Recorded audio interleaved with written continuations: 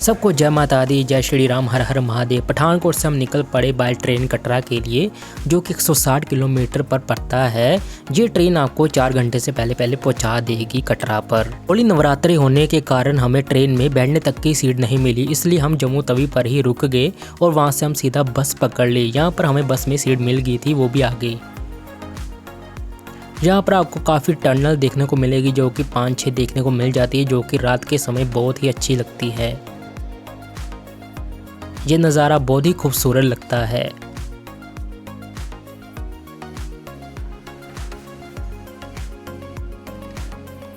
और बस 5-6 मिनट के लिए कहीं पर रुकी थी कटरे के आधे रास्ते में, जहाँ से ये पहाड़ी का नज़ारा माता वैष्णो देवी का बहुत सुंदर लग रहा था। और साथ ही मैं आपको ये भी बता दूंगा हमने क्या गलती की, जो आप कभी मत करना होली और नवरात्रि के फेस्टिवल में। जब भी आप जाते हो, भीड़ होने के कारण एक तो हमारी टाइमिंग ख़राब थी जाने की, और मैं आपको ये बताऊंगा कि वहाँ रूम्स कैसे आपको मिलेंगे। ये कटरा का होटल है जो अंदर छोटे छोटे बने होते हैं। यहाँ पर हमें 400 पर ही एक रूम मिल गया था विद अटैच बाथरूम। दोस्तों, रूम लेने के वक्त आप थोड़ी सी बार्गेनिंग ज़रूर करना, क्योंकि जो रेट वो बताते हैं उसमें मत मानना आप।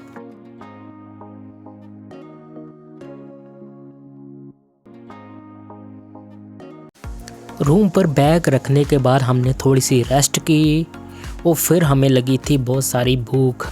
मम्मी ने टिफ़िन पैक पहले से कर दिया था, जो कि हमें टाइम नहीं मिला। हमने छोटे से रेस्टोरेंट पर ये टिफ़िन खोला और कुछ सामान खाने को मंगवाया। और मेरे साथ में ये मेरे ब्रदर इन लॉ थे, यही मेरे को लेकर आए थे।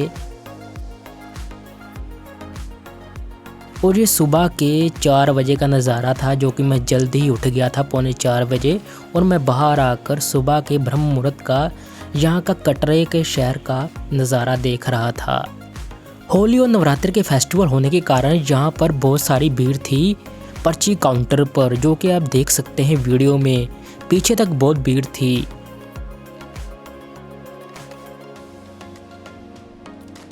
और कटरा से माता वैष्णो देवी की पहाड़ी का नज़ारा बहुत ही खूबसूरत दिख रहा था ब्रह्म मुहूर्त के वक्त। मैं यही एडवाइस देना चाहता हूँ कि अगर आप भीड़ भाड़ पसंद नहीं करते तो आप फेस्टिवल के दिनों में कम ही आएँ। आप ऐसा दिन चुनें जहाँ फेस्टिवल बहुत कम हो, फिर आप आएँ, फिर आपको भीड़ भाड़ बहुत कम देखने को मिलेगी। वैसे भी यहाँ 24 घंटे भक्तों का नज़ारा आपको देखने को ज़रूर मिलेगा। जैसे मैंने कहा था, यहाँ काउंटर पर्ची में भीड़ होने के कारण हमें ऑटो करना पड़ा। अगर हम वहाँ खड़े होते तो हमें 4-5 घंटे लग जाते कार्ड लेने के लिए। और ये ऑटो में माता वैष्णो देवी पहाड़ी का नज़ारा बहुत ही खूबसूरत दिख रहा था और आँखों को बहुत सुकून मिल रहा था। मिले भी क्यों ना, क्योंकि माता रानी ने बुला लिया था। ये हम पहुँच गए ताराकोट। यहाँ पर भी हमें लाइन देखने को मिली, मगर यहाँ हमें सिर्फ पौना घंटा या 1 घंटा ही लगा होगा। हमारा नंबर जल्दी आ चुका था।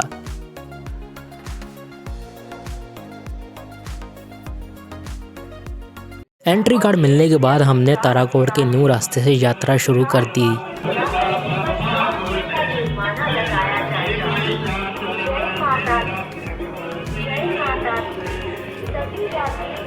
और जहां हम पहली शॉप में रुके चाय पानी पीने के लिए, जहां लोग लाठी ले रहे थे यात्रा करने के लिए।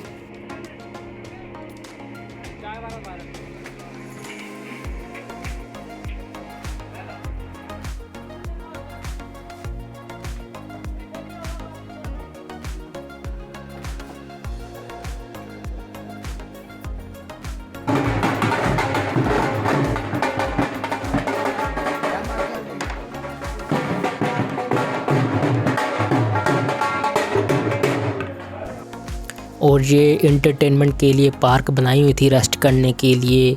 मुझे तो ये सेल्फ़ी पॉइंट ज़्यादा लग रहा था, ताकि आप फ़ोटोज़ वगैरह अच्छी क्लिक कर पाओ। जब मैं छोटा था तो माता वैष्णो देवी के भवन में अपनी फैमिली के साथ बहुत बार आ चुका था। काफ़ी साल बीत जाने के बाद जब मैं यहाँ पर आया तो बहुत कुछ बदल चुका था।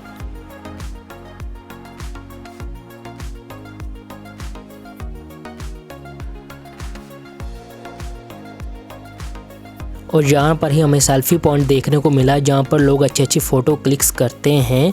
और यहाँ से ही ऊपर से आपको नीचे कटरे का व्यू बहुत ही अच्छा देखने को मिलता है और पहाड़ों का नज़ारा तो बहुत ही खूबसूरत देखने को मिलता है। ऐसा लगता है आप प्रकृति की गोद में आकर खड़े हो गए हों।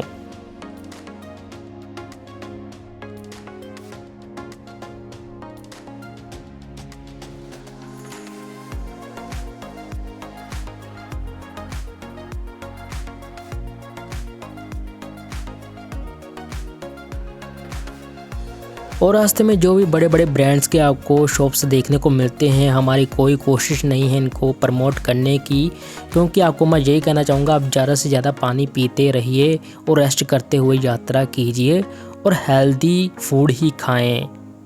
आप फ्रूट्स खा सकते हैं ताकि आपकी बॉडी डिहाइड्रेट ना हो, आप आराम से यात्रा कर पाएँ।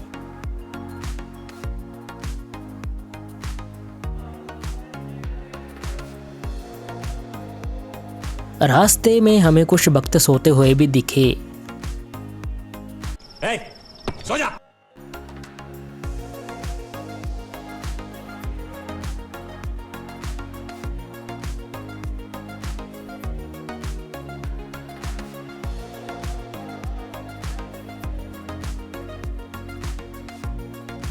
और दूर से ही हमें लंगर हॉल देखने को मिला जहाँ पर बहुत ही खूबसूरत वाटरफॉल बनाया हुआ था जो कि भक्तों को बहुत ही आकर्षित कर रहा था। और जहाँ पर भी आप फ़ोटोज़ वगैरह खींच सकते हैं और लंगर हॉल में कुछ खा भी सकते हैं।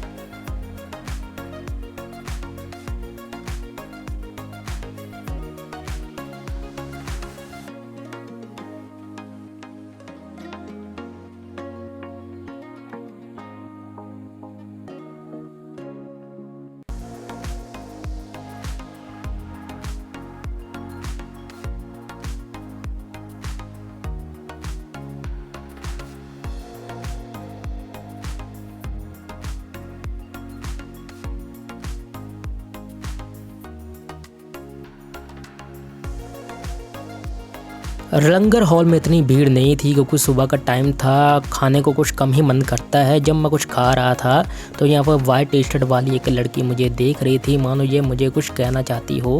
अरे ऐसे लड़कों को जानता हूँ, ये टिकटॉक पे बड़े फेमस होते हैं, मैं शादी करवा दूंगा तेरी इससे।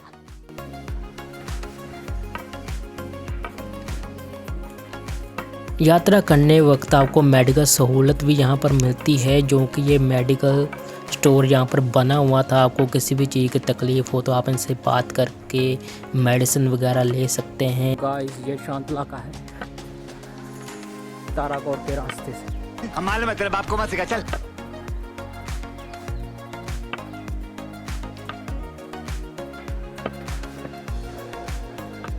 वो डॉक्टर बैठा हुआ है।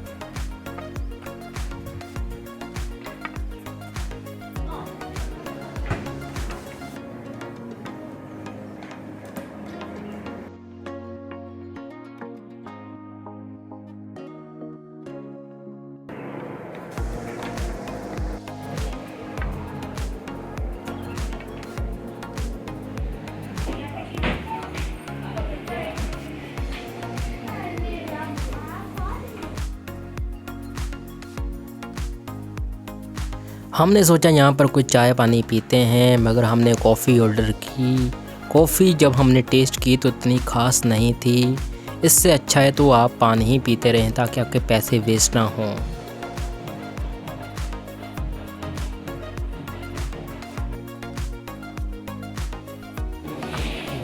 और दीवारों पर आपको देखने को मिल जाएगा कि अर्धकुंवारी कितना रह गया है और नीचे कटरे का रास्ता कितना रहता है। यहाँ पर हमें बंदर भी दिख गए जो कि काफ़ी देर से नहीं दिख रहे थे। अपना मोबाइल और खाने पीने का सामान बचा कर ही रखना, क्या पता कब छीन लें। बात तो सही है।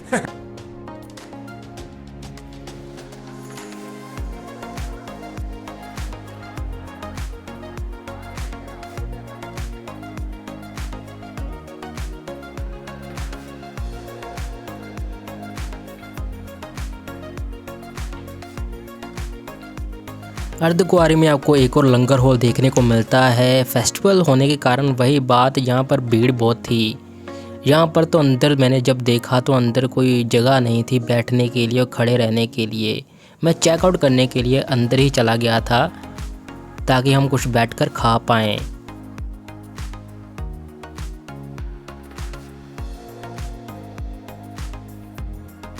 अंदर जाते ही ये भाई साहब हमें ऐसे देख रहे थे मानो हमने इनकी सीट हड़पनी हो।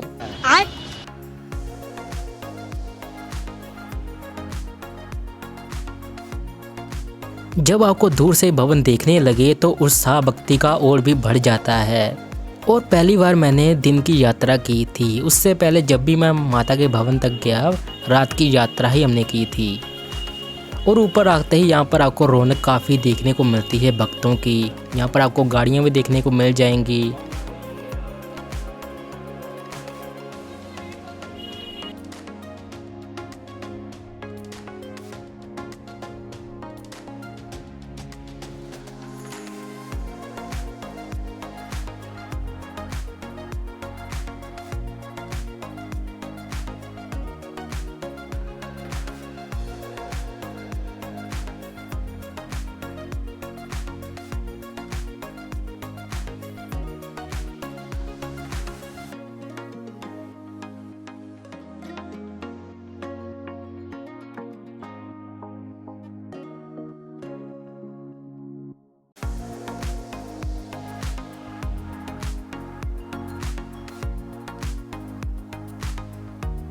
ज़्यादा क्राउड होने की वजह से हमें रोप वे से जाना कैंसिल कर दिया, क्योंकि जब हम यहाँ पर्ची कटाने जाते रोप वे की तो हमें काफ़ी 5-6 घंटे लग जाते।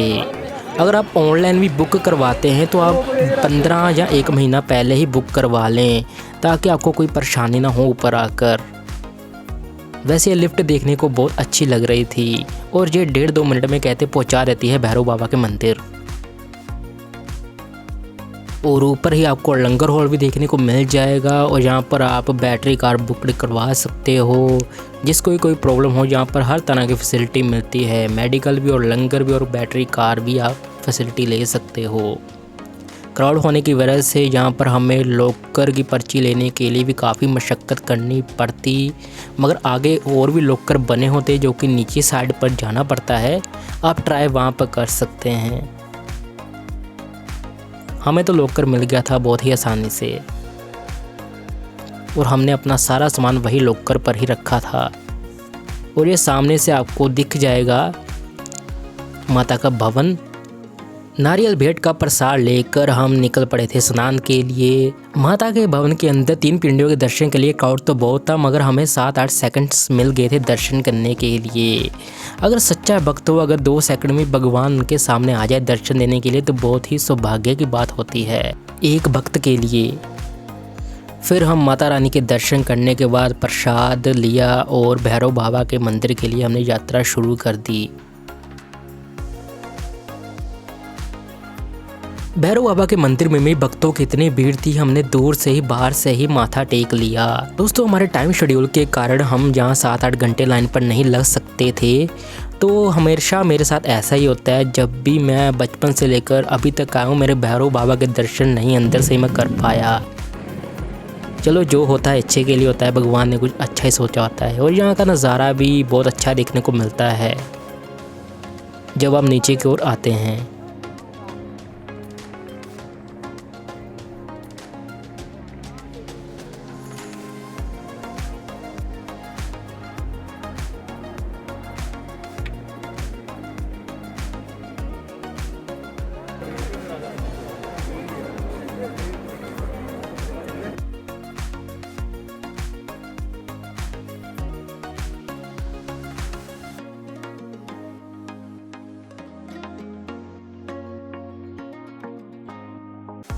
अर्धकुंवारी का व्यू आपको दिखाने के लिए मैंने बहुत ही कोशिश की थी, पर यहाँ पर भी बहुत क्राउड था फेस्टिवल होने के कारण।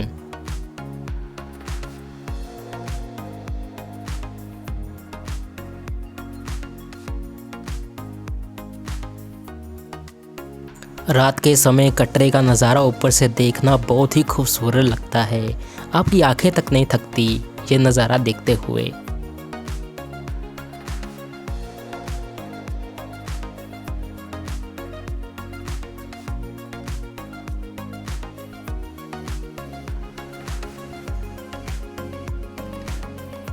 ये चरण पादुका का माता रानी का मंदिर है। यहाँ पर भी आप दर्शन कर सकते हैं। यहाँ पर आपको भीड़ बहुत ही कम देखने को मिलती है, ना कि बराबर भीड़ होती है। यहाँ पर आप अंदर जाकर आराम से दर्शन कर सकते हैं। इस वीडियो क्लिप को मैंने थोड़ा रिवर्स कर दिया क्योंकि हम नीचे जल्दबाजी में आ रहे थे और थोड़ा स्लोमो भी मैंने डाल दिया था।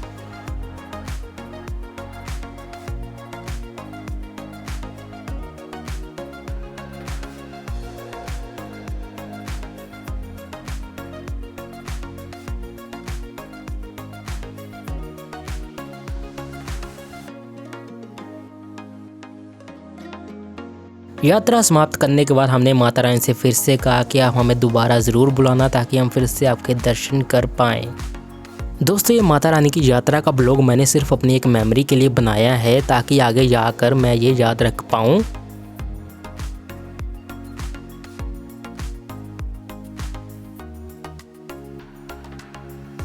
अगर आपका यात्रा करने का बजट बहुत ही अच्छा है तो आप अच्छे होटल में रह सकते हैं, नहीं तो ये निहारिका होटल है जो श्राइन बोर्ड द्वारा ही ये एक सेंटर बनाया हुआ है जो कि आप वीडियो में देख रहे हैं। ये माता रानी का नक्शा भी अंदर से बनाया हुआ है यात्रा करने का पूरा। और यहाँ पर आपको सस्ते रूम आपको मिल जाएंगे, 1.5 दोस्तों के बीच में मिल जाएंगे, मगर आपको पहले ही यहाँ पर आना पड़ेगा। हम रात में भी कटरा शहर घूम रहे थे और बस का इंतज़ार कर रहे थे जो कि सुबह के 3 साढ़े 3 बज चुके थे।